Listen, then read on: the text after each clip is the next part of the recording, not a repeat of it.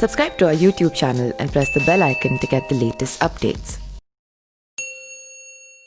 तकनीक ने इतनी तरक्की कर ली है कि लोग कहने लगे हैं कि दुनिया बहुत छोटी हो गई है।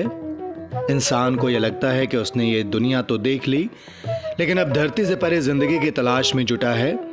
सौर मंडल और इसके बाहर अंतरिक्ष यान भेजे जा रहे हैं। ब्रह्मांड में करोड़ों किलोमीटर दूर देखने की कोशिश हो रही है। पर क्या वाकई हमने इस दुनिया का हर कोना देख डाला है? क्या अब इंसान की नज़र से इस धरती पर कुछ भी छुपा हुआ नहीं?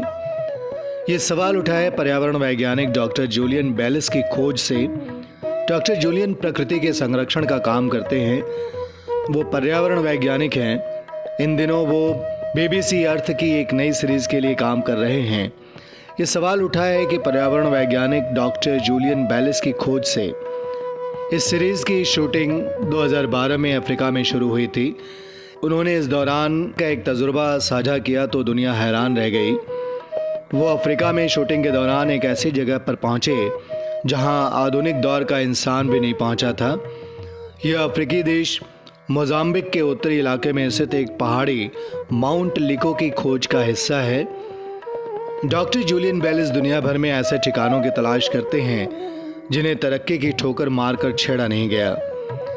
उपग्रहों, ड्रोन, कैमरा ट्रैकिंग और रिमोट सेंसिंग की मदद से डॉक्टर जूलियन और उनकी टीम ऐसे अनछुए इलाकों की खोज करती है। इसके बाद इन जगहों के नक्शे बनाए जाते हैं।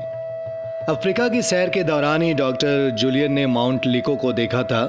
ये पहाड़ी ढलानदार नहीं है बल्कि एकदम सीधी है, इसीलिए इस पर चढ़ना बहुत बड़ी चुनौती है।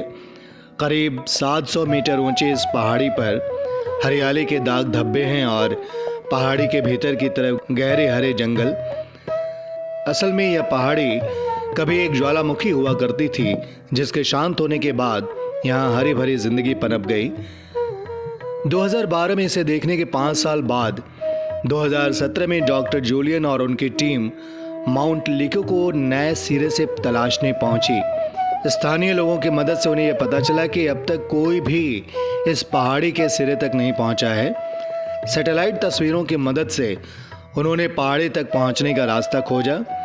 इसके बाद वो गाड़ी के जरिए पहाड़ी के बेस पर पहुंचे। यहाँ से आगे का रास्ता उन्हें और उनकी टीम को पैदल ही तय करना था। इस ज्वालामुखी की 700 मीटर ऊंची दीवारों के पार क्या है, यह पता लगाने के लिए एक ड्रोन भेजा गया। दिक्कत तब हुई जब यह ड्रोन वापसी में रास्ता भटक गया। हालांकि बाद में बड़ी मशक्कत से इसे सही रास्ते पर दोबारा लाया गया। Subscribe to our YouTube channel and press the bell icon to get the latest updates.